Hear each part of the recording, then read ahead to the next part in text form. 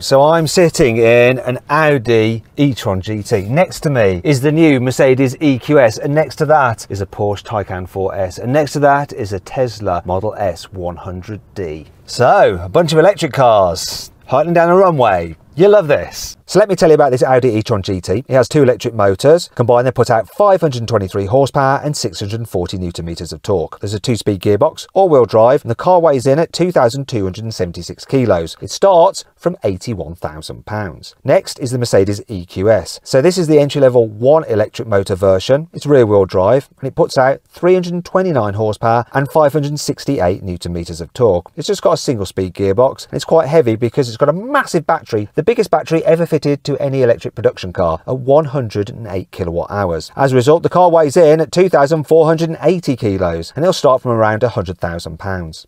Next is the Porsche Taycan 4S. It has 2 electric motors. Combined, they put out 571 horsepower and 650 newton meters of torque. It has a 2-speed automatic gearbox and all-wheel drive. In fact, underneath the skin, it's almost identical to the Audi, only with a bit more power. It's a bit lighter as well. Comes in at 2,220 kilos, and obviously being a Porsche, a bit more expensive. Starting price for this is £84,000. Finally then, we come to the Tesla Model S 100D. It has 2 electric motors. Combined, they put out 605 horsepower and 687 newton meters of torque. It has a single-speed gearbox, all-wheel drive, and weighs in at 2,290 kilos. When it was new, it was £82,000.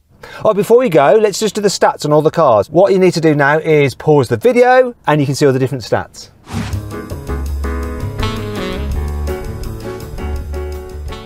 There you go. Let's get on with it. 3, 2, 1. Well, the Taycan's off.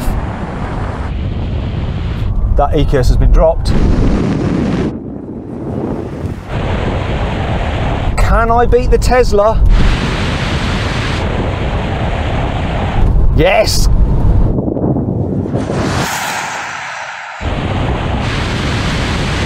Taycan launched better though. Here we go, here's the finish line.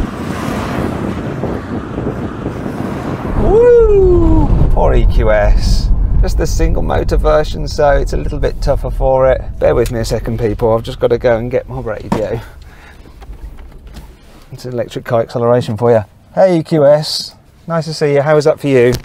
Well, it might not have been that quick, but it was so quiet, you wouldn't believe. Yeah, you still got dropped, but I guess you have only got 1 motor, whereas we've all got 2. Porsche, you won. Yeah, launch control, clean start, loads of grip, all 4 is gone. And Tesla, I beat you in this e-tron. For non-performance Tesla, still happy with the result. He's just saying, he's not really happy. So then what exactly happened? Well, the Porsche won, completing the standing quarter mile in 11.8 seconds. Next was the Audi with 12 seconds, then the Tesla with a time of 12.4 seconds, and finally the Mercedes came last. It did the standing quarter mile in 14.3 seconds, but it did it in the utmost luxury. Okay, now we're going to have a rolling race from 30 miles an hour. I'm going to count it in, and then we're just going to floor the accelerators, see what happens. Here we go. 3, 2, 1, go. Whoa, the Tesla shot ahead. This shot ahead of the Taycan. Can we catch the Tesla before we run out of space?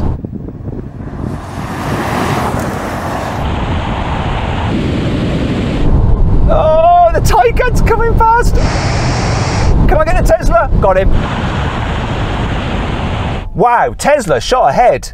I really didn't expect that, knowing that those 2 cars have 2 gears and this is only 1, so good results for Tesla. I don't know whether this was like changing down again. I don't know what it was doing, whether it was the gearbox actually played against it on this occasion because it's in the 2nd gear or I don't know. What do you reckon, Richard, in your Taycan? I think it did. It almost like did a kick down, because you had a slight jump first and then it carried on going, and I felt the change of gear later on. Right. EQS, was that nice and chilled for you? Yeah, it certainly was. I feel like somebody's chauffeur bringing up the rear, just ready to pick you up if you break down. Not really feeling like I'm in the race, to be honest.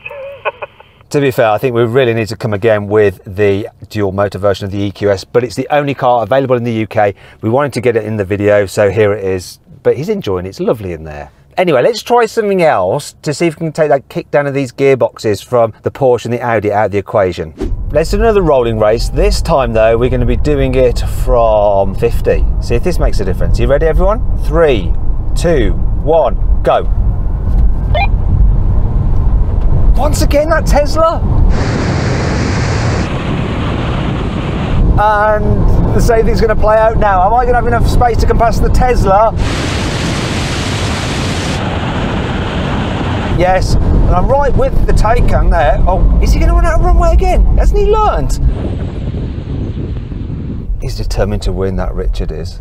Very similar, though I was never ahead of the Taycan that time, and I didn't feel any kick down, did you? Not that I noticed. I felt the gear change up later on, but the Tesla jumped it again. It took me until 115 miles per hour to actually come past that. Now, I don't want to kind of appease the Tesla fanboys by saying that actually in the real world, that instant pickup and acceleration is more useful, isn't it, than passing up God knows how many miles an hour like we did. And that's the non-performance, but I wasn't really expecting it. It does bite away very quickly. Once again, EQS, thanks for coming. Okay, now we have a brake test from 70 miles an hour. When we reach the cone, full emergency stop. Right, the cone is coming up the now. Here it is, here it is.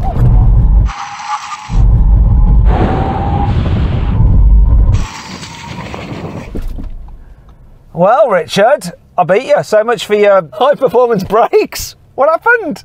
It must be down to the driver and poor reactions. It felt like a bit hard. The ABS was doing its thing, but you're behind me. And you're not really that much far ahead of the big, heavy EQS. No, I was surprised. He was pretty much there next to me the whole time, and I think only at the very end I finished quicker, so it wasn't much in it during the most of the braking zone. Now, that EQS is just so huge, I can't really see where the Tesla is. What happened, Tesla? Where are you? Yeah, I did come last. It just kept sliding and couldn't get grip at all. This e-tron, I didn't feel any ABS. It just dug in and stopped. Really impressed with the stopping on this. I'm also quite impressed with that EQS because it is so heavy, yet it didn't really get humiliated by these other two cars, which I'd say are lighter, but they're still quite heavy, aren't they? Anyway, I hope you all enjoyed the video. If you did, please give it a like.